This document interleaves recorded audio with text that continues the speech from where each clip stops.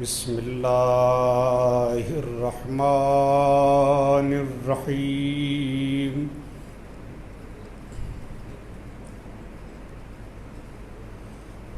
الحمد للہ رب العالمین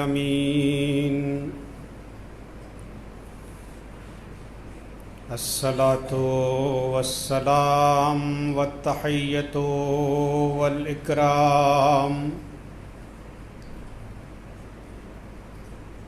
علی العبد المؤید والرسول المسدد والنبی المہذب والحبیب المنتخب ابی القاسم محمد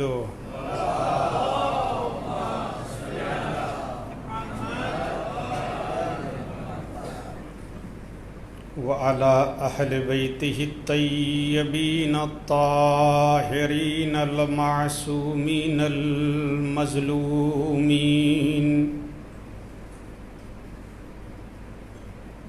واللعنة على أعدائهم أجمعين من يومنا هذا إلى قيام يوم الدين.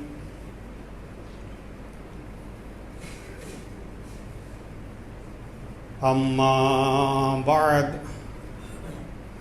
عن نبی عبد اللہ الحسین علیہ السلام انما خرجت لطلب الاصلاح فی امت جدی اريد ان آمر بالمعروف وانہى عن المنکر واسیر بسیرت جدی وابی علی بن ابی طالب.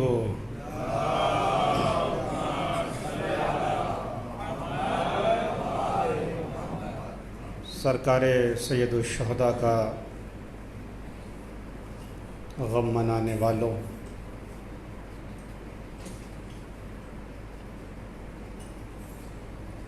سرکار سید الشہداء پر ماتم کرنے والوں، مسلسل آپ حضرات ان مجالسوں میں شرکت کر رہے ہیں تاکہ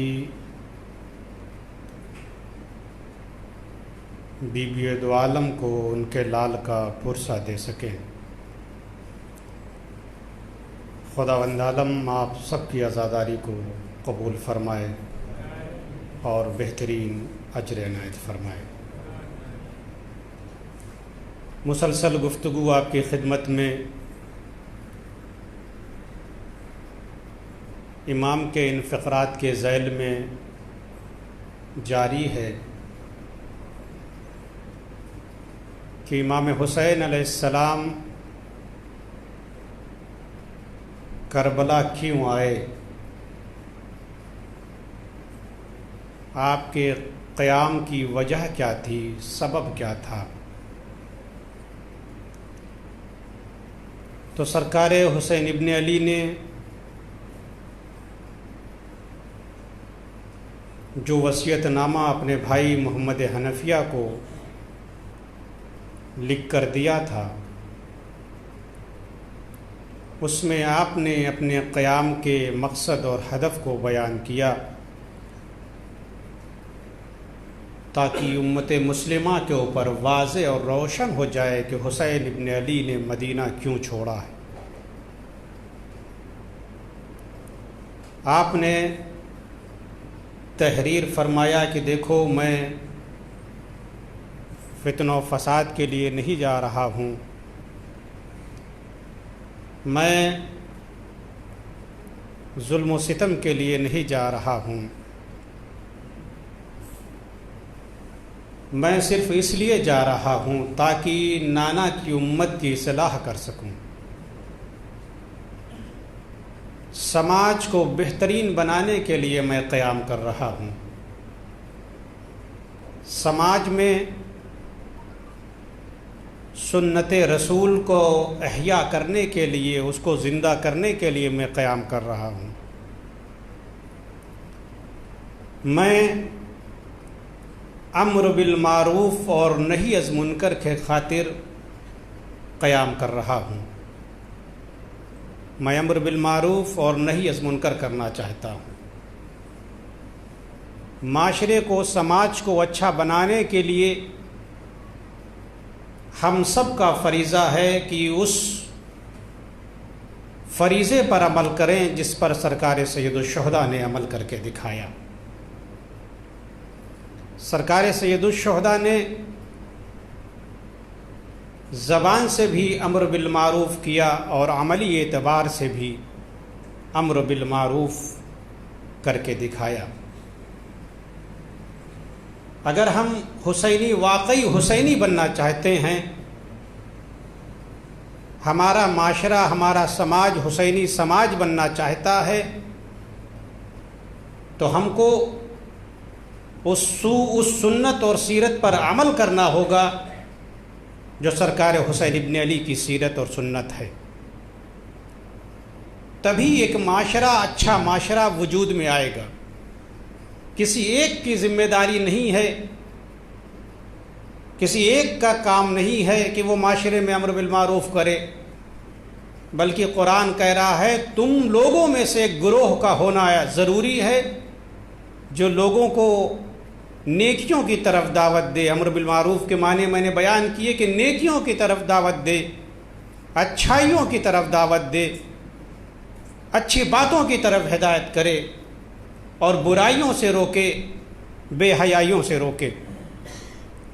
اگر ہم سب مل کر اس فریضے کو انجام دیں گے تو واقعاً یہ فریضہ بہترین طریقے سے انجام پائے گا، اور جو معاشرہ وجود میں آئے گا، جو معاشرہ بن کر سامنے آئے گا، وہ حسینی معاشرہ کہے جانے کے لائق رہے گا۔ ہم سب کہاں سے شروع کریں؟ امر بالمعروف نہی عن منکر، نیکی کی طرف، اچھائی کی طرف کہاں سے شروع؟ خود اپنے گھر سے آپ شروع کریں۔ اپنے گھر میں آپ لوگوں، اپنے گھر والوں کو، اپنے بچوں کو نیکیوں کی طرف دعوت دیں، اسلام کی باتیں بتائیں، دین کی باتیں بتائیں، یہی امر بالمعروف ہے۔ کہاں سے شروع کریں؟ گھر سے اپنے شروع کیجئے۔ اپنے بچوں کو اچھی باتیں دی، تعلیمات اسلام بچوں کو دیجئے۔ نماز کے بارے میں اپنے بچوں کو بتائیے، روزے کے بارے میں اپنے بچوں کو بتائیے، حج کے بارے میں بتائیے، زکوٰۃ کے بارے میں بتائیے، ولایت اور امامت کے بارے میں بتائیے، یہ امر بالمعروف ہے۔ قرآن مجید آپ غور فرمائیں، اتنی اہمیت کا حامل ہے کہ قرآن مجید ایک نبی کی تعریف کر رہا ہے، نبی کی تعریف کر رہا ہے۔ قرآن مجید ایک نبی کی تعریف کر رہا ہے۔ اس نبی کی خصوصیات کیا ہے؟ اس نبی کی خصوصیت کیا ہے؟ کیوں قرآن مجید نے اس نبی کی تعریف کی؟ تو اس کو ریزن کو، اس سبب کو قرآن مجید نے بیان کیا۔ کس نبی، یہ نبی قابل تعریف کیوں ہے؟ اس نبی کی کیوں تعریف کی گئی قرآن مجید میں؟ قرآن نے کہا اس لیے اس نبی کی تعریف کی گئی، کانا یامر اہلہ بالصلاۃ، یہ اپنے گھر والوں کو، خاندان والوں کو نماز کی طرف دعوت دیتا تھا۔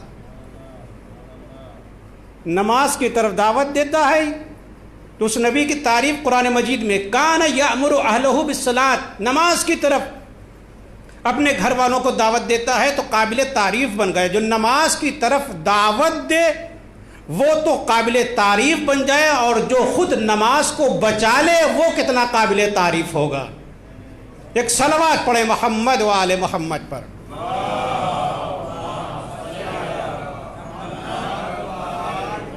ہم سب کی ذمہ داری ہے، جتنے بھی مومن اور مومنات ہیں، قرآن نے ایک دوسرے کو ولی سرپرست قرار دیا ہے۔ کس چیز میں؟ کہ ایک دوسرے کو نیکیوں کی طرف، اچھائیوں کی طرف دعوت دو۔ ایک صاحب ایمان معاشرہ، ایک مسلمان معاشرہ، ایک مومن معاشرہ وجود میں آ جائے۔ مومن معاشرہ وجود میں تبھی آئے گا جب اصول اسلام اور اصول دین معاشرے میں رائج ہوں گے، اور عملی اعتبار سے انسان عمل کر کے، دین پر عمل کر کے جب دکھائے گا تب ایک مومن معاشرہ وجود میں آئے گا۔ دیکھیں کلمہ اسلام اور ایمان میں یہی فرق ہے کہ آپ نے زبان سے لا الہ الا اللہ کہہ دیا، محمد رسول اللہ صلی اللہ علیہ وآلہ وسلم،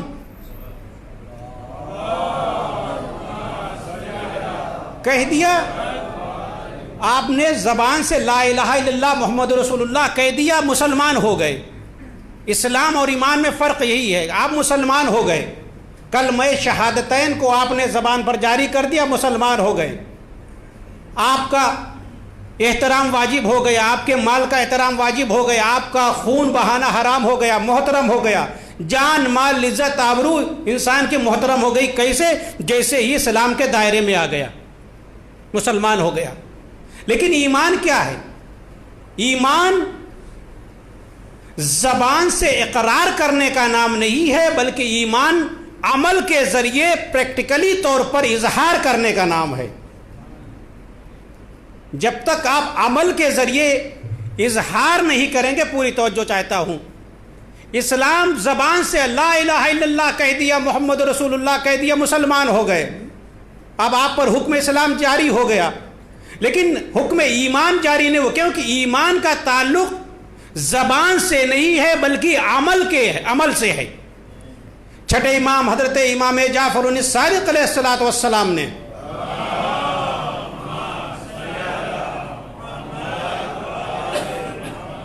آپ نے فرمایا کہ اسلام صرف اقرار کا نام ہے، اقرار کا نام ہے، کلمہ شہادتین کا اقرار کر لیا اسلام، لیکن مولا نے فرمایا ایمان عمل کے ذریعے اظہار کا نام ہے۔ اسی لیے مومن کا بڑا احترام ہے، مومن کا اسلام میں بڑا احترام ہے۔ یہاں تک کہا گیا کہ اگر مومن کسی زمین سے کسی راستے سے نکلتا ہے، مومن جو حقیقی معنی میں مومن ہے، صاحب ایمان ہے، جب وہ کسی راستے سے نکلتا ہے تو روایت کے جملے ہیں کہ زمین کے 7 طبقے پاک و پاکیزہ ہو جاتے ہیں۔ ایک مومن جب کسی راستے سے نکلتا ہے، ایمان کی اہمیت دیکھیں، ایک مومن جب کسی راستے سے نکلتا ہے تو اس راستے کے 7 طبقے پاک و پاکیزہ ہو جاتے ہیں۔ اے میرے عزیزو، اب جب مومن کا احترام ہے کہ جب ایک مومن ایک راستے سے گزر جائے تو 7 طبقے پاک و پاکیزہ ہو جائیں، تو امیر المومنین کے ایمان کا کیا عالم ہوگا؟ ایک صلوات پڑھے محمد و آل محمد پر۔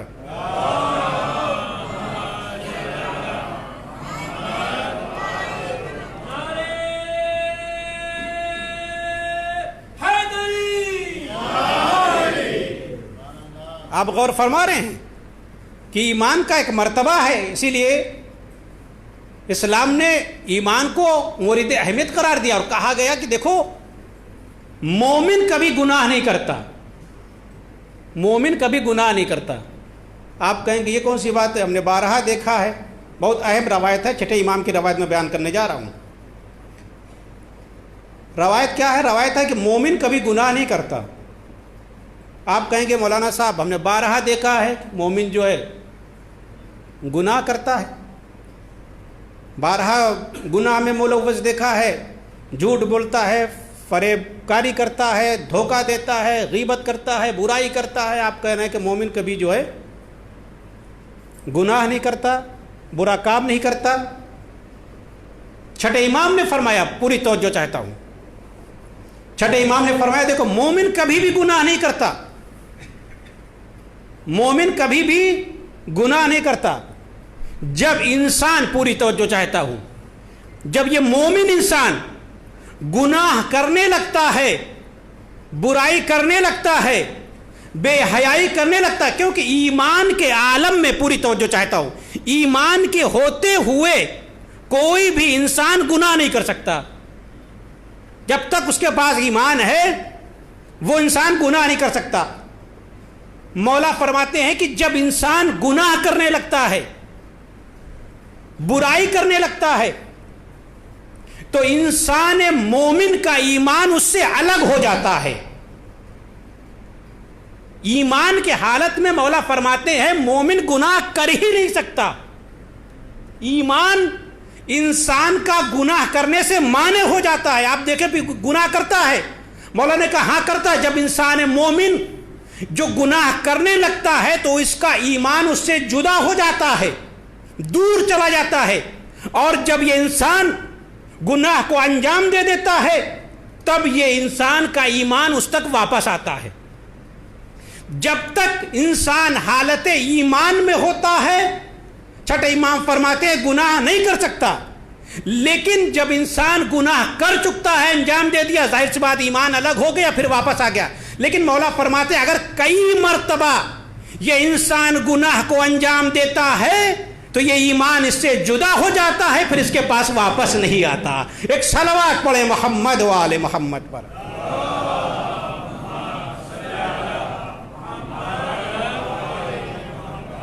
اب غور فرمائیں، ایمان کی حالت میں کوئی انسان گناہ نہیں کر سکتا، مومن کبھی گناہ نہیں کر سکتا۔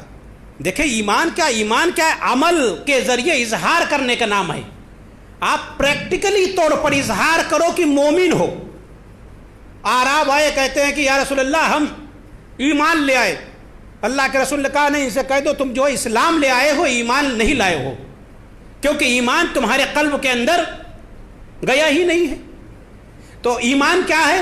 عمل کے ذریعے اظہار کرنے کا نام ایمان ہے۔ دیکھیں میرے عزیزو، جب تک انسان عمل کے ذریعے اظہار نہیں کرے گا وہ مومن نہیں ہو سکتا۔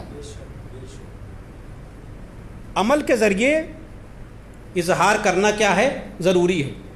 ایمان کوئی، اب دیکھیں بہت اہم روایت ہے ایک میں پیش کرنے جا رہا ہوں، جو ایمان کیا ہے عمل کے ذریعے۔ ایمان کوئی ٹیبلٹ اور کیپسول نہیں ہے کہ ہم نے کھا لیا مومن بن گئے۔ ایمان جو ہے کوئی ٹیبلٹ اور کیپسول نہیں ہے یا انجیکشن نہیں ہے کہ ہم نے لگوا لیا اور بالکل مومن بن گئے۔ ایمان عمل کے ذریعے اظہار کرنے کا نام ہے۔ اور چھٹے امام حضرت امام جعفر الصادق علیہ الصلوۃ والسلام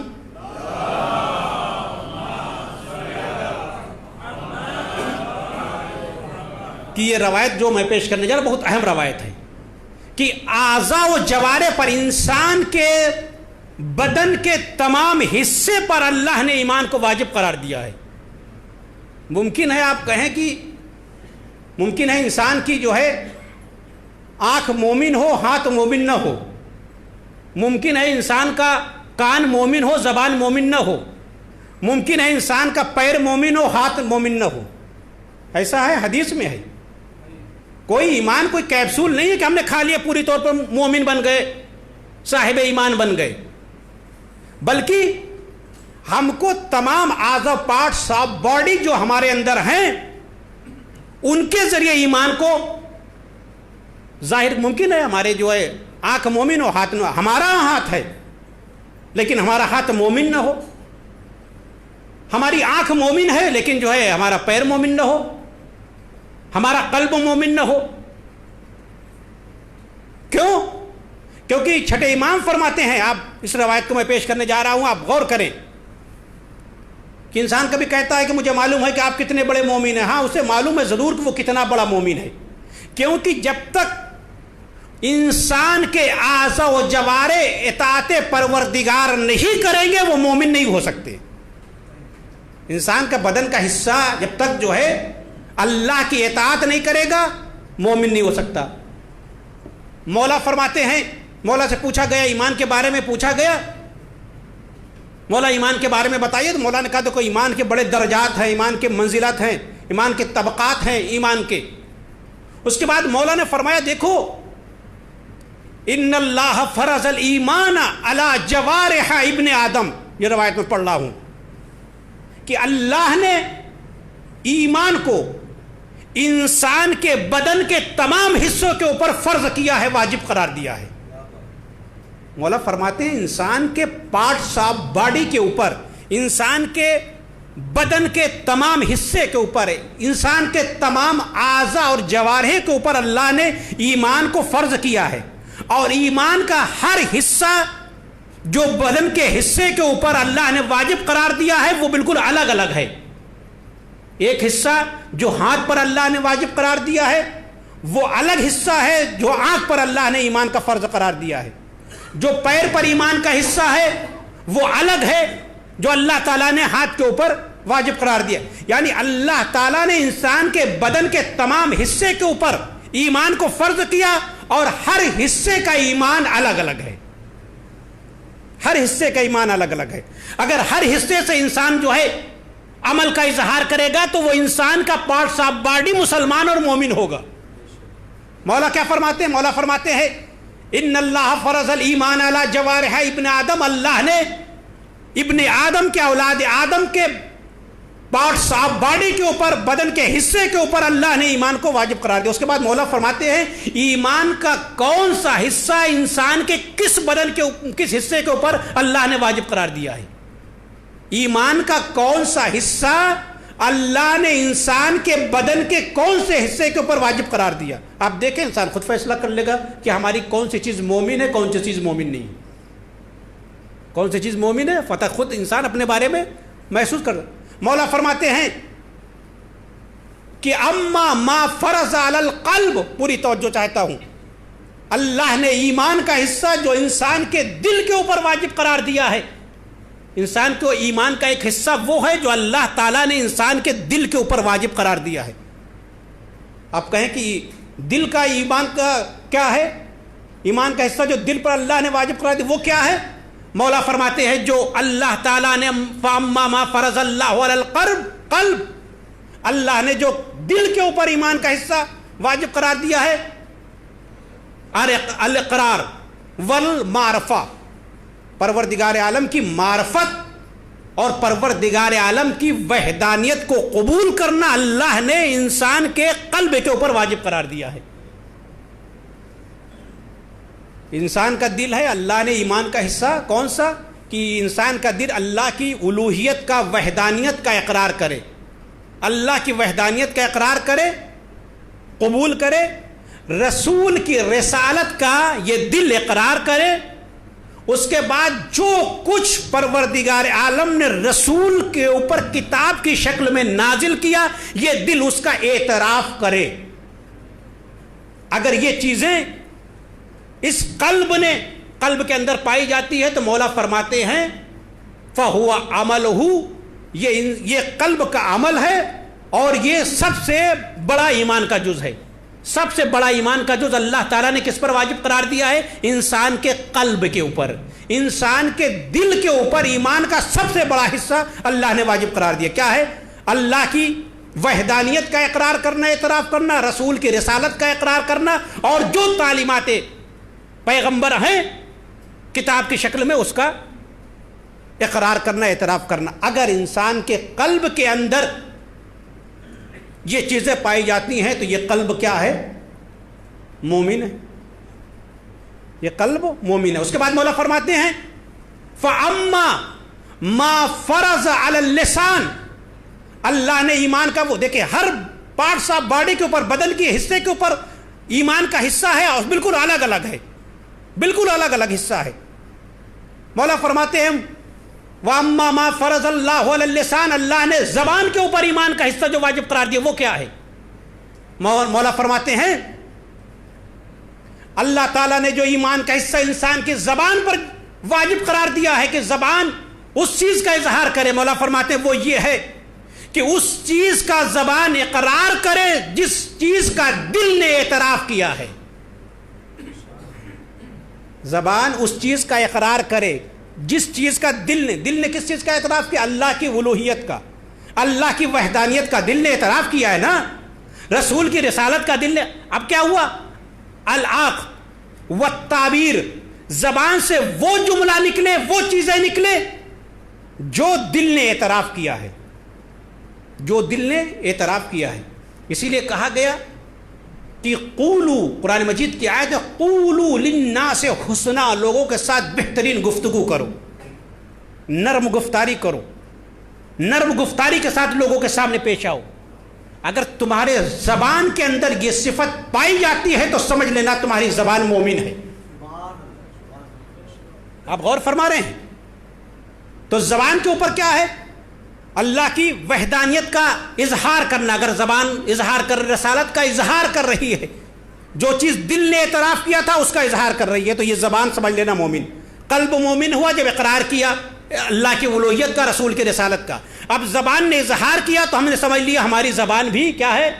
مومن ہے. اس کے بعد مولا فرماتے ہیں وَأَمَّا مَا فَرَضَ اللَّهُ عَلَى السَّمْعِ، اللہ تعالیٰ نے ایمان کا حصہ کان کے اوپر بھی واجب قرار دیا ہے. اللہ تعالیٰ نے، اب دیکھیں الگ الگ چیزیں ہیں، الگ الگ ایمان کے حصے ہیں. اللہ تعالیٰ نے ایمان کا ایک حصہ چھٹے امام فرماتے ہیں انسان کے کان پر واجب قرار دیا ہے. وہ کیا ہے؟ ان یتنزہ عن الاستماع بما حرم اللہ، کہ انسان اس چیزوں سے پرہیز کرے جس کو سننے سے اللہ نے منع کیا ہے. ہر چیز کو نہیں سننا نا، ہر چیز کو سننے کی اسلام نے تو اجازت نہیں دی نا. کچھ چیز کو سننا ہے، کچھ چیز کو نہیں سننا ہے. ہمارا کان کب مومن ہوگا؟ مولا فرماتے ہیں جب ہمارا کان ان چیزوں سے پرہیز کرے گا جس کو پروردگار عالم نے سننے سے منع کیا ہے. فَهُوَ عَمَلُهُ، یہ اس کا عمل ہے، یہ ایمان کا اظہار ہے. اگر کان جو ہے بری باتوں کو نہیں سن رہا ہے، کان جو ہے غیبت کو نہیں سن رہا ہے، تو سمجھنا یہ کان ہمارے ہیں اور کان مومن بھی ہے، ورنہ یہ کان مومن نہیں ہے. اس کے بعد مولا کیا فرماتے ہیں؟ فَأَمَّا مَا فَرَضَ اللَّهُ عَلَى الْبَصَرِ، چھٹے امام فرماتے ہیں ایمان کا وہ حصہ جو اللہ تعالیٰ نے انسان کی آنکھ پر واجب قرار دیا ہے. آنکھ کے اوپر بھی اللہ نے ایمان کا حصہ واجب قرار دیا ہے. وہ کیا ہے؟ مولا فرماتے ہیں اللہ ينظر الى ما حرم اللہ، اس کی طرف نہ دیکھے جس کو دیکھنے سے اللہ نے منع کیا ہے. ہر چیز کو نہیں دیکھنا ہے، ہر چیز کو نہیں سننا ہے.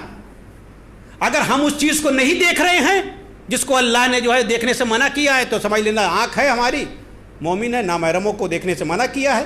قرآن نے کہا قل للمؤمنین یغضوا ابصارہم، مومنین سے کہیے کہ اپنی نظریں جھکا کر چلا کریں، نامحرموں کو نہ دیکھیں. مومنات سے کہیے یغضضن ابصارہن، وہ بھی اپنی نظروں کو جھکا کر چلے، کیونکہ نہیں دیکھنا نا ان چیزوں کو. اللہ نے منع کیا ہے. اگر تم نہیں مان رہے ہو، یہ آنکھیں نہیں مان رہی ہے، نامحرم کو دیکھ رہی ہے، چونکہ نامحرم کو دیکھنا گناہ کا زمینہ ہوتا ہے، اس لیے اسلام نے منع کیا. نہیں مان رہی ہیں، آپ دیکھ رہے ہیں، تو سمجھنا آنکھ ہماری ہے لیکن مومن نہیں ہے، مان ہی نہیں رہی ہے، کیونکہ اللہ نے اس کے اندر ایمان پایا ہی نہیں جاتا. کیونکہ ایمان کا مطلب یہ ہے کہ انسان اظہار کرے. مولا فرماتے ہیں اگر اس کے اندر نہیں پائی جاتی، سمجھ لینا کہ یہ انسان کی آنکھ ہے. ممکن ہے کہ انسان کی زبان مومن ہو، اچھی گفتار کر رہا ہے، انسان کا قلب مومن ہے، انسان بری باتوں کو سنتا نہیں، گانے کو سنتا نہیں، تو ظاہر سی بات ہے یہ کان بھی ہمارے مومن ہے. لیکن اب کیا ہے، آنکھ جو ہے پرہیز نہیں کر رہی ہے جن چیزوں کو اللہ نے دیکھنے سے منع کیا، ظاہر سی بات ہے یہ آنکھ مومن نہیں ہے. مومن اسی وقت ہوگی جب یہ آنکھ اس چیز سے پرہیز کرے گی جس کو دیکھنے سے اللہ نے منع کیا ہے، ورنہ یہ آنکھ مومن نہیں ہو سکتی. اس کے بعد مولا کیا فرماتے ہیں؟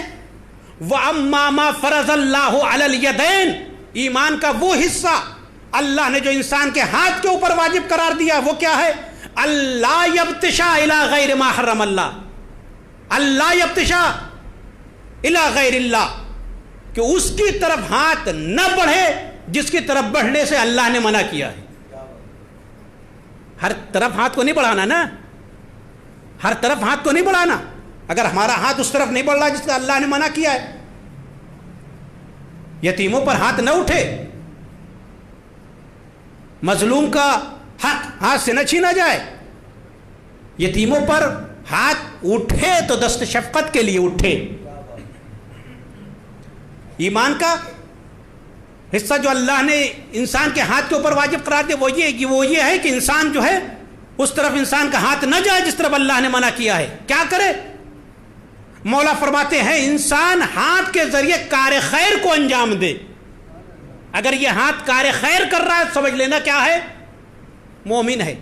والصدقات والجہاد فی سبیل اللہ، ہاتھ کے ذریعے جہاد کرے اللہ کی راہ میں. والطہور للصلاۃ، اور نماز کے وقت وضو کو انجام دے، طہارت کو انجام دے. یہ وہ چیزیں ہیں جو اللہ تعالیٰ نے ہاتھ کے اوپر واجب قرار دیا ہے. اب انسان خود اپنے بارے میں فیصلہ کر سکتا ہے کتنا بڑا مومن ہے، کہ ہاتھ کار خیر کر رہا ہے کہ نہیں ہے، ہاتھ ان چیزوں سے پرہیز کر رہا ہے جس کو اللہ نے جو ہے منع کیا ہے یا نہیں منع کیا. جہاد فی سبیل اللہ، نماز کے لیے طہارت کو یہ ہاتھ انجام دے رہا ہے، تو یہ ہاتھ ہمارا ہے.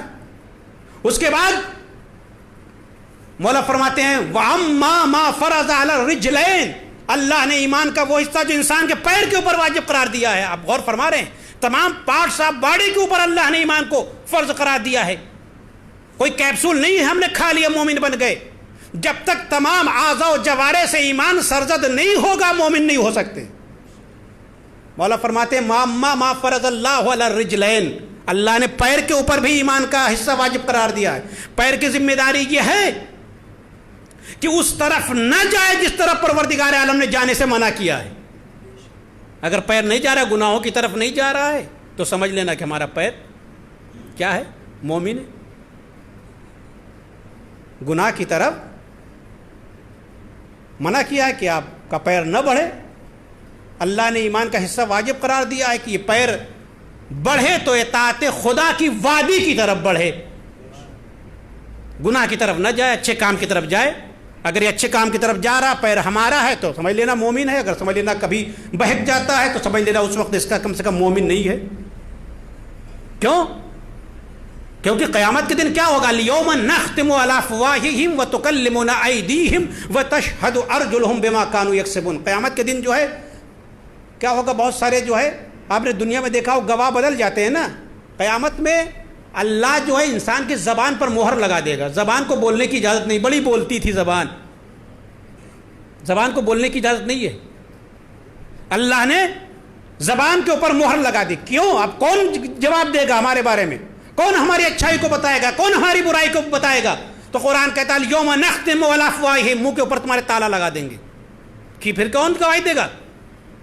تمہارے پیر، تمہارے اعضاء و جوارے تمہارے لیے گواہی دیں گے جو تم کچھ لے کر آئے ہو. آپ غور فرما رہے ہیں؟ ایمان کا یہ وہ حصہ ہے جو اللہ تعالیٰ نے انسان کے پیر کے اوپر واجب قرار دیا ہے. اس کے بعد مولا فرماتے ہیں ایمان کا وہ حصہ جو اللہ تعالیٰ نے چہرے پر واجب قرار دیا ہے. چہرے پر کیا ہے ایمان کا حصہ جو اللہ تعالیٰ نے واجب قرار دیا ہے؟ مولا فرماتے ہیں یسجد لہ فی مواقیت الصلاۃ، کہ نماز کے وقت چہرہ پروردگار عالم کی بارگاہ میں جھک رہا ہے یا نہیں. اگر چہرہ نماز کے وقت اللہ کی بارگاہ میں جھک رہا ہے تو سمجھ لینا یہ کیا ہے؟ مومن ہے. چھٹے امام فرماتے ہیں من لقی اللہ عز وجل موفیا، جو تمام چیزوں کے ساتھ اللہ کی بارگاہ میں آئے گا وہ کامل ایمان والا ہوگا. وہ کامل ایمان والا کون؟ جو تمام اعضاء و جوارے کے ساتھ ایمان کو جو ہے انجام دے گا. جس کا ایمان تمام اعضاء، ممکن ہے کہ آپ کی انسان جو ہے، بعض انسان کے اعضاء و جوارے ایسے ہو جو ایسے گنہگار ہوں جن کی وجہ سے انسان جہنم میں چلا جائے. کبھی ہوتا ہے نا کہ آپ کہتے ہیں کہ آپ کی وجہ سے ہمیں یہ پریشانی ہوئی، آپ کی وجہ سے میں جیل چلا گیا، آپ کی وجہ سے مجھے یہ نقصان ہوا. تو قیامت میں انسان کے اعضاء و جوارے یہی کہیں گے کہ تمہاری وجہ سے آج میں جہنم میں آیا. آنکھ کہے گی ہم تو مومن تھے، زبان کہے گی ہم تو مومن تھے. یہ پیر کی وجہ سے پیر برائی کی طرف چلا جاتا تھا، ہاتھ برائی کی طرف چلا جاتا تھا. تو قیامت میں جو ناقص الایمان ہوں گے، جنہوں نے تفرید کی ہوگی اپنے ایمان میں، وہ کیا ہوگا؟ وہ جہنم میں چلے جائیں گے. آپ غور فرما رہے ہیں کہ ایمان کو اللہ تعالیٰ نے تمام انسان کے بدن کے حصے کے اوپر واجب قرار دیا ہے. اگر انسان اپنے تمام بدن کے حصے سے، اگر آنکھ اچھا دیکھ رہی ہے تو سمجھ لیں گے آنکھ ہماری کیا ہے؟ مومن ہے، پوری توجہ چاہتا ہوں. اگر انسان کے دل میں، اب میں خلاصہ کر رہا ہوں اپنی گفتگو کا، اگر انسان کے دل میں پوری توجہ چاہتا ہوں، میری بات آپ تک پہنچ گئی، میں اب خلاصہ کر کے بات کو آگے بڑھاؤں. اگر انسان کے دل میں معرفت خدا پائی جاتی ہے تو سمجھنا یہ دل مومن ہے. اگر دل میں معرفت خدا، معرفت رسول پائی جاتی ہے، ولایت اور محبت اہل بیت پائی جاتی ہے تو سمجھ لینا کہ یہ ہمارا دل ہے اور ہمارا دل مومن بھی ہے. اگر ہمارے کان حرام الہی سے پرہیز کر رہے ہیں تو سمجھ لینا یہ کان ہمارے ہیں اور مومن بھی ہیں. اگر زبان گناہوں سے پرہیز کر رہی ہے تو سمجھ لینا یہ زبان ہماری ہے اور زبان مومن بھی ہے. اگر ہاتھ محرمات سے گناہوں سے پرہیز کر رہے ہیں تو سمجھنا یہ ہاتھ ہمارے ہیں اور ہاتھ مومن بھی ہیں. اگر پیر برائی کی طرف نہیں جا رہے ہیں, بے حیائیوں کی طرف نہیں جا رہے ہیں تو سمجھ لینا یہ پیر ہمارے مومن ہیں. اگر سجدہ الہی کے لیے ہمارا چہرہ جھک رہا ہے تو یہ سمجھ لینا چہرہ ہمارا ہے, مومن بھی ہے.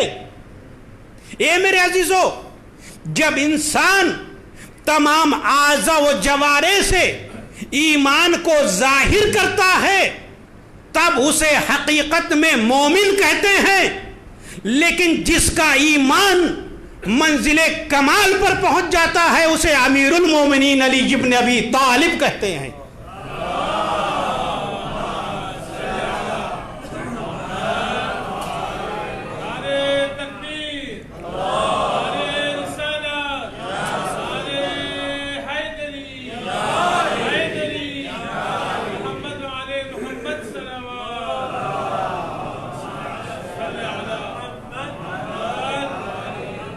آپ غور فرما رہے ہیں گفتگو پر کہ جب انسان تمام اپنے اعضاء و جوارح سے ایک ایک چیز قیامت کے دن مورد سوال قرار پائے گی.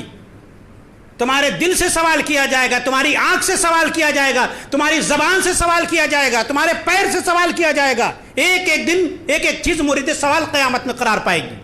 تو جو مومن, مولا فرماتے ہیں, اپنے تمام اعضاء و جوارح کے ذریعے ایمان کو ظاہر کرتا ہے اسے مومن کہتے ہیں. لیکن جس کا ایمان منزل کمال پر پہنچ جاتا ہے, جس کے بدن کے حصے کا ایمان منزل کمال پر پہنچ جاتا ہے اسے امیر المومنین کہتے ہیں, اسے امیر المومنین کہتے ہیں. ارے علی, دنیا علی کے ایمان کا کیا مقابلہ کرے گی جس کے ہاتھ کے ایمان کا عالم یہ ہے کہ ایک ضربت لگا دیتا ہے تو ثقلین کی عبادت پر بھاری ہو جاتی ہے. دنیا علی کے ایمان کا مقابلہ, علی کے ایمان, ہاتھ کے ایمان کا یہ عالم ہے کہ صرف ضربت لگائی ہے تو ثقلین کی اس کی عبادت کا کیا عالم ہوگا. آپ غور فرما رہے ہیں کہ جب انسان کا ایمان منزل کمال پر پہنچ جاتا ہے, جب انسان کا ایمان, انسان کے پارٹس آف باڈی کا ایمان کے بلند درجات پر پہنچ جاتا ہے, منزل کمال پر پہنچ جاتا ہے, جب وہ یہ کہتا نظر آتا ہے کہ لو کشف الغطاء مزدت تو یقینا, اگر اب حجاب غیب ہٹا دیا جائے تو علی کے ایمان میں اضافہ ہونے والا نہیں ہے. جب انسان کا ایمان, انسان کے اعضاء و جوارح کا ایمان اس منزل پر پہنچ جاتا ہے کہ جہاں ایمان میں اضافے کی گنجائش نہیں ہوتی تو پروردگار عالم اس وقت انسان کے اعضاء و جوارح کو, اس بدن کے حصے کو اپنی طرف منسوب کر لیتا ہے اور کہتا ہے اس کی آنکھ نہیں ہے, یہ آنکھ تو عین اللہ بن گئی ہے. اس کا ہاتھ نہیں ہے, یہ ہاتھ ید اللہ ہے. اس کا چہرہ نہیں ہے, یہ چہرہ وجہ اللہ ہے. اس کا ہاتھ ید اللہ, اس کا چہرہ وجہ اللہ, اس کا دوست محب اللہ, اس کا دشمن لعنت اللہ. ایک صلوات پڑھے محمد و آل محمد پر.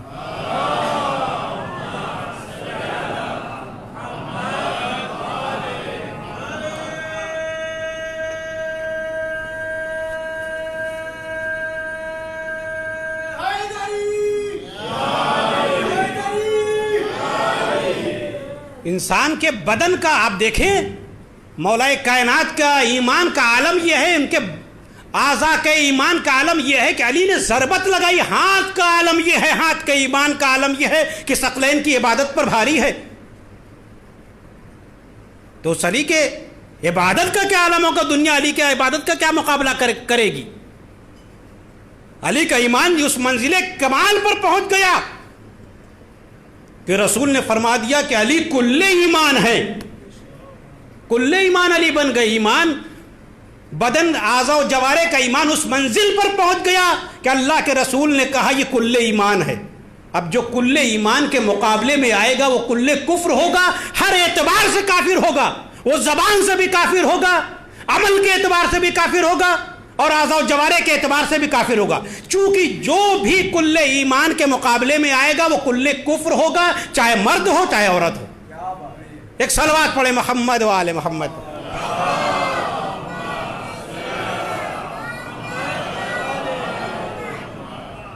ایک اور صلوات بھیجیے محمد و آل محمد۔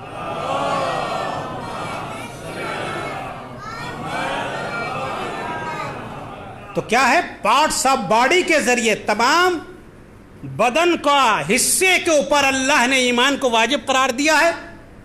ہم کو دیکھنا ہے کہ ہم کتنے بڑے مومن ہیں تو خود اپنے بارے میں ہم فیصلہ کریں۔ کوئی کیپسول ہو، کوئی دوا نہیں کہ ہم کھا لیا پورا مومن ہو گیا، اپنے آپ کو مومن سب خود اپنے بارے میں فیصلہ کر سکتے ہیں۔ ہماری آنکھ کتنی اطاعت پروردگار کو کر رہی ہے، ہمارے پیر کتنے اطاعت پروردگار کو انجام دے رہے ہیں، ہماری زبان کتنی اطاعت پروردگار کو انجام جتنی دے گی اتنا ہی مومن ہے آپ کی زبان، اس سے زیادہ نہیں ہے، اس سے زیادہ نہیں ہے۔ یہی وجہ ہے کہ ایک شخص چھٹے امام حضرت امام جعفر الصادق علیہ الصلوۃ والسلام کی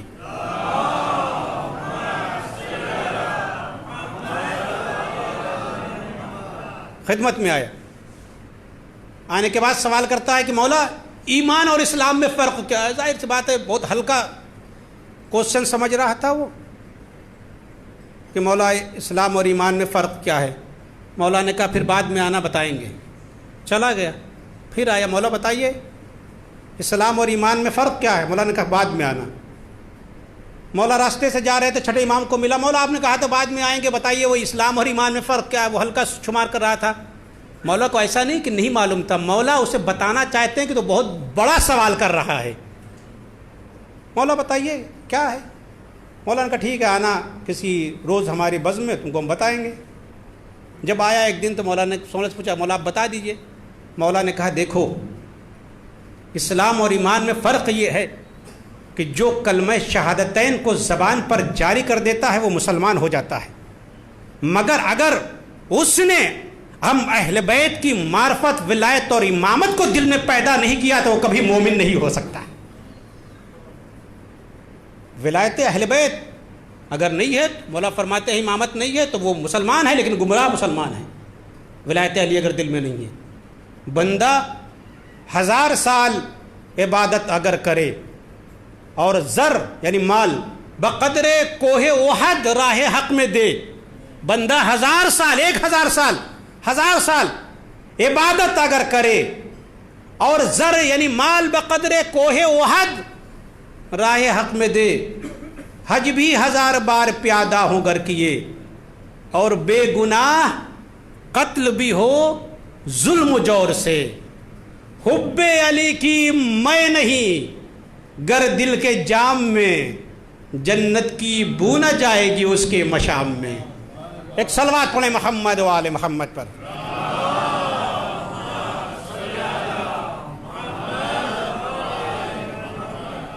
بس میرے عزیزو میری گفتگو جو ہے تمام ہو گئی کہ بہترین موقع جو انسان کے لیے ایمان اور عمل صالح کو انجام دینے کا ہے وہ کیا ہے؟ انسان جوانی کے عالم میں انجام دے۔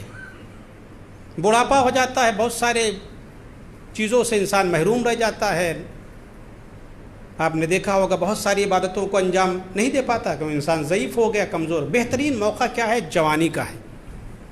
اسی لیے جوانی کی اہمیت اسلام میں ہے۔ جوانی کی اہمیت ہے کہ پروردگار عالم جوانوں کو جوانی کی اہمیت کی وجہ سے ان پر عذاب پروردگار نازل نہیں کرتا۔ اللہ تعالیٰ جوانوں کو مورد رحم قرار دیتا ہے، ان کے اندر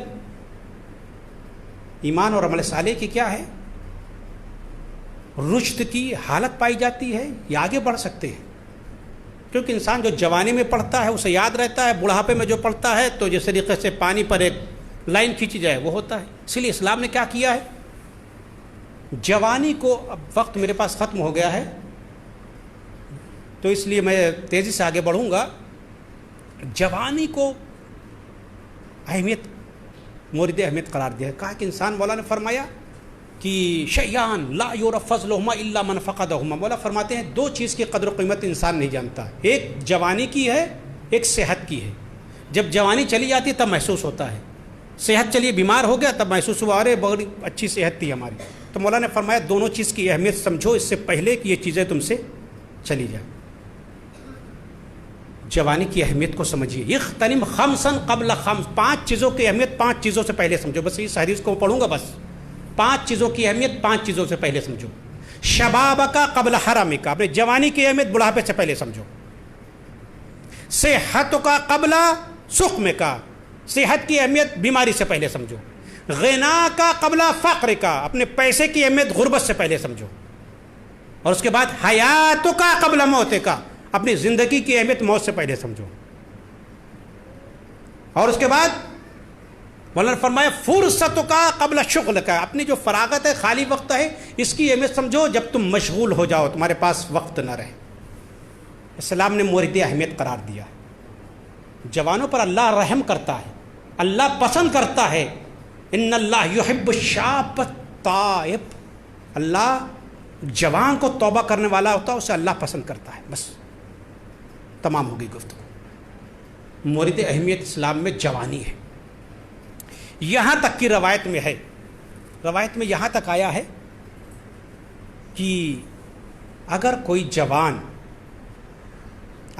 جوان مر جاتا ہے, بہت اہم روایت ہے, اگر کوئی جوان مر جاتا ہے تو اس کے گھر والے تو روتے ہی ہیں, محلے والے روتے ہیں, اس کے خاندان والے روتے ہیں. روایت میں ہے کہ جس محلے میں وہ جوان رہتا ہے, آمد و رفت رکھتا ہے, اس جوان کے اوپر اس محلے کے پتھر بھی روتے ہیں. گریہ کی جوان انسان دنیا سے گیا ہے, اس کے محلے کے پتھر بھی اس جوان پر گریہ کرتے ہیں, روتے ہیں. اب آپ بتائیے کہ جب ایک عام جوان کا عالم, یہ ایک عام جوان جب دنیا سے چلا جاتا ہے تو اس پر اس کے محلے کے پتھر بھی روتے ہیں. تو حسین کا جوان جب دنیا سے گیا ہوگا تو کربلا کی زمین کا کیا عالم رہا ہوگا. حسین کا جوان جب دنیا سے گیا ہوگا تو زمین کربلا کا کیا حال ہوا ہوگا. بس بات پہنچ گئی ہے, آ گئی ہے شہزادے علی اکبر تک. وہ علی اکبر جو صورت میں سیرت میں اپنے نانا سے مشابہ تھے. آمادہ ہو جاؤ علی اکبر کا ماتم کرنے کے لیے. جوانوں آج علی اکبر کا ماتم کرنے کے لیے آئے ہو نا, ام لیلا کو پرسہ دینے کے لیے آئے ہو نا. حسین نہ جانے کتنی محبت کرتے تھے علی اکبر سے. حسین کتنا علی اکبر سے محبت کرتے تھے کسی کو نہیں معلوم. لیکن لکھا ہے کہ ایک مرتبہ جناب ام لیلا کہتی ہیں کہ میں نے رات کی تاریکی میں, علی اکبر کا بچپنا ہے, علی اکبر جھولے میں ہے, رات کی تاریکی میں نے دیکھا کہ کوئی سایہ علی اکبر کے جھولے کے پاس ہے. پڑھوں مصائب, آپ آمادہ ہو جائیں رونے کے لیے تو میں مصائب پڑھوں.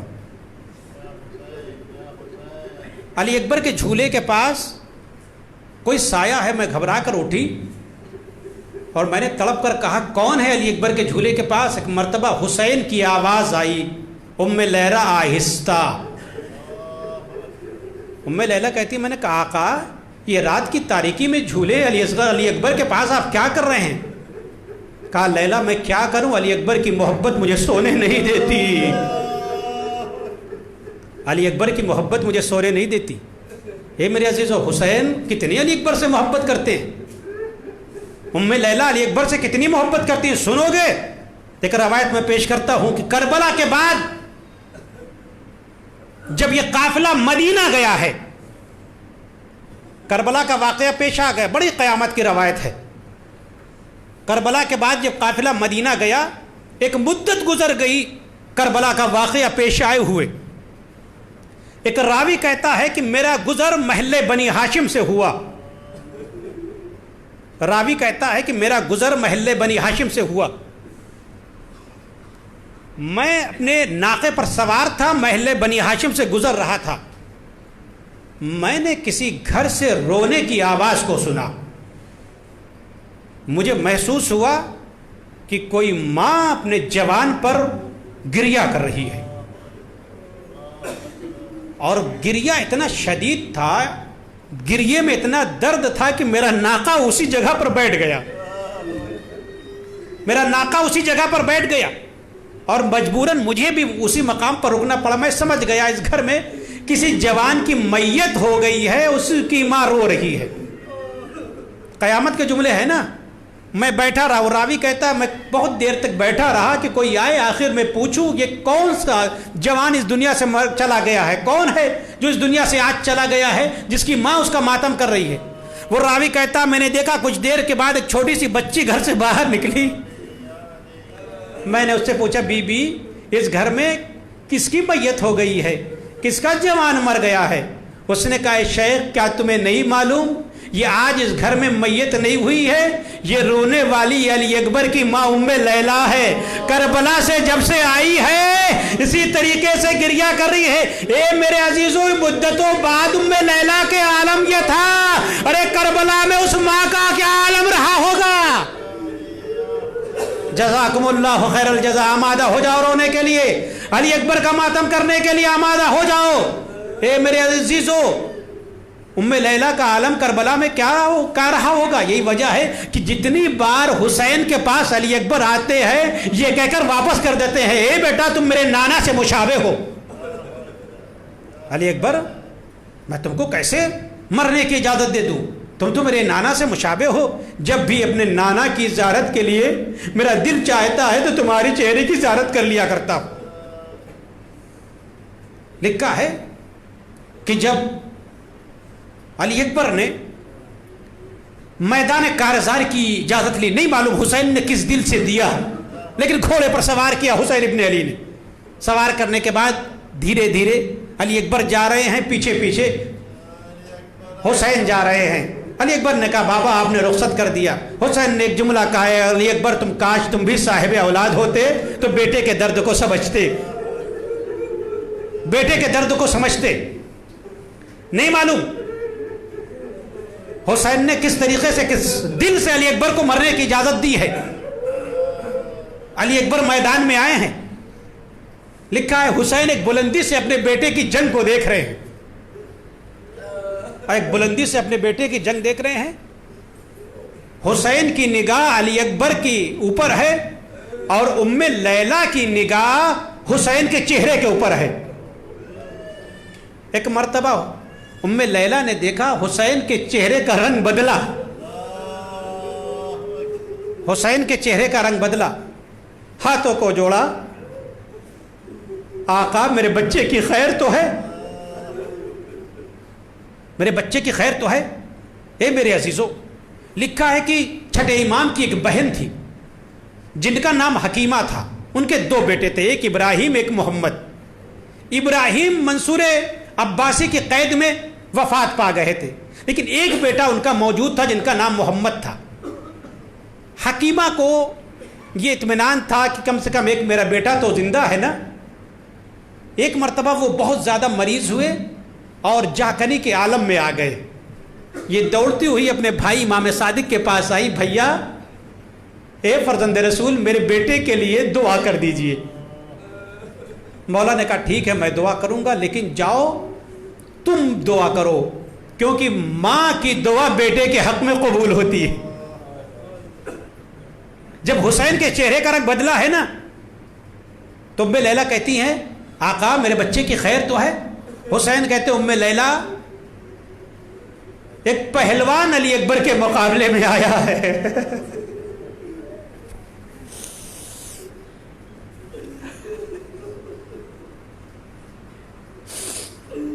ام لیلا ایک پہلوان علی اکبر کے مقابلے میں آیا ہے، وہ تو سیراب ہے مگر میرا بیٹا اکبر 3 دن کا بھوکا پیاسا ہے، بہت بڑا پہلوان ہے۔ اے ام لیلا جاؤ علی اکبر کے لیے دعا کرو. میں نے اپنے نانا سے سنا ہے، قیامت کے جملے ہیں، میں نے اپنے نانا سے سنا ہے کہ ماں کی دعا بیٹے کے حق میں قبول ہوتی ہے. اتنا سننا تھا. ایک مرتبہ ام لیلہ خیمے میں آئی، بیبیوں کو اکٹھا کیا، مصلے پر بیٹھی، کہا بیبیوں میں دعا کرتی ہوں تم آمین کہنا. ام لیلہ نے دعا کی، یا راد یوسف علی یعقوب، یا راد اسماعیل الی ہاجرہ، الہی بحق الحسین وعطش الحسین وغربت الحسین وامن علیہ وبرد ابنی. اے پروردگار تو نے یعقوب تک یوسف کو واپس کر دیا.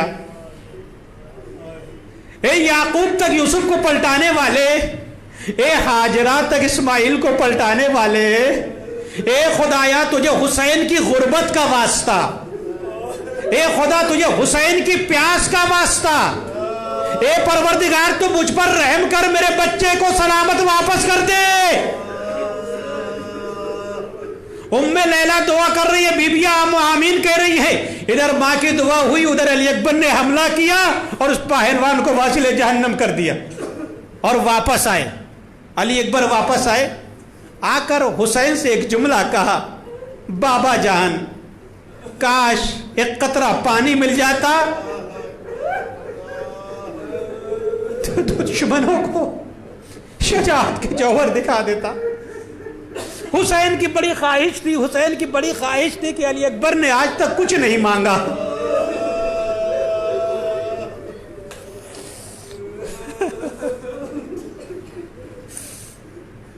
بڑی خواہش تھی کہ آج تک علی اکبر نے کچھ نہیں مانگا. آج جب علی اکبر نے مانگا تو پانی مانگا. حسین کیا جواب دیتے؟ کہا بیٹا اپنی زبان کو میرے دہن میں ڈال دو. علی اکبر نے اپنی زبان کو بابا کے دہن میں ڈالی، فوراً نکال لی. کہا بابا آپ کی زبان میں تو مجھ سے زیادہ کانٹے پڑ چکے ہیں. بابا آپ کی زبان میں مجھ سے زیادہ کانٹے پڑ چکے ہیں. حسین نے ایک انگوٹھی دی، کہا بیٹا اسے منہ میں رکھ لو، جاؤ اب تمہارے نانا حوض کوثر سے سیراب کریں گے. جاؤ تمہیں نانا تمہارے حوض کوثر سے سیراب کریں گے. علامہ شیخ شوستری لکھتے ہیں کہ علی اکبر کے رخصت کے وقت حسین کی 3 مرتبہ کیفیت بدلی ہے. علامہ شیخ شوستری لکھتے ہیں کہ حسین کی 3 مرتبہ کیفیت بدلی ہے. ایک اس وقت ہے جب حسین سے علی اکبر مرنے کی اجازت مانگ رہے تھے تو حسین بہت روئے ہیں، حسین بہت روئے ہیں. بیبیوں نے حلقہ بنایا، یہی کہا ہے علی ارحم علی غربتنا، ہماری غربت پر رحم کھاؤ. حسین بہت روئے ہیں. شیخ شوستری لکھتے ہیں حسین بہت روئے ہیں جب علی اکبر کو مرنے کی اجازت دی ہے. دوسرا موقع وہ ہے کہ جب علی اکبر نے حسین سے پانی کا مطالبہ کیا تو حسین بہت روئے، بہت روئے. حسین بہت روئے. زینب کہتی ہے میرا بھیا اتنا رویا کہ میں سمجھی کہ میرا بھیا حالت احتضار میں آ گیا. تیسرا موقع معلوم ہے جب علی اکبر نے آواز دی علیک منی السلام، بابا میرا آخری سلام قبول کیجئے. تو مقاتل لکھتے ہیں حسین تیزی سے مقتل کی طرف بڑھے ہیں. 7 مرتبہ حسین بیٹھے ہیں، 7 مرتبہ اٹھے ہیں. فصاح الامام 7 مرات، 7 مرتبہ حسین بلند آواز سے روئے ہیں، والی اکبرہ والی اکبرہ والی اکبرہ. حسین تیزی سے مقتل کی طرف گئے. کوئی بتا دے میرا بیٹا علی اکبر کہاں ہے؟ نہیں معلوم. کربلا کے علی کو بلا رہے تھے یا نجف کے علی کو بلا رہے تھے. ایک مرتبہ علی اکبر کے پاس گئے، بیٹا کوئی زخم آیا ہے؟ اے بیٹا کوئی زخم آیا ہے؟ کہا نہیں بابا. کہا بیٹا سینے پر ہاتھ کیوں ہے؟ کہا بابا برچی کی علی سینے میں در آئی ہے.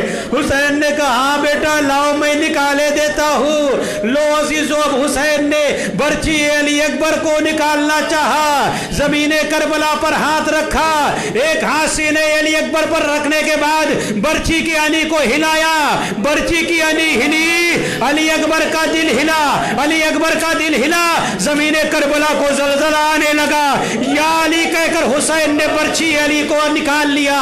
ہاں، برچی علی اکبر نکل آئی، مگر برچی علی اکبر کے ساتھ حسین نے کیا دیکھا؟ علی اکبر کا کلیجہ نکل آیا۔ ایک جملہ علی اکبر نے کہا، بابا خدا حافظ، اے بابا خدا حافظ۔ اب حسین نے علی اکبر کے رخسار پر رخسار کو رکھ دیا۔ اے بیٹا، لقد استریت من ہم الدنیا وغمها، لقد بقی ابوک فریدا وحیدا۔ اے میرے بیٹے اکبر، تم اتنی جلدی اس دنیا سے چلے گئے، تمہارا بابا یکو تنہا رہ گیا۔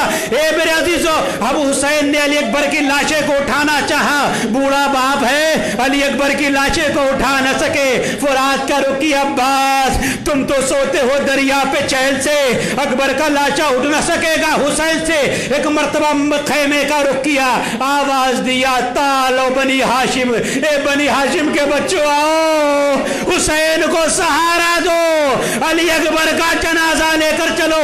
خیمے سے بنی ہاشم کے بچے روتے ہوئے نکلے، والی اکبرہ، والی اکبرہ، حسین کو سہارا دیا۔ حسین نے علی اکبر کا لاشا اٹھایا، خیمے میں لے کر آئے، کوہرام برپا ہو گیا۔ والی اکبرہ، والی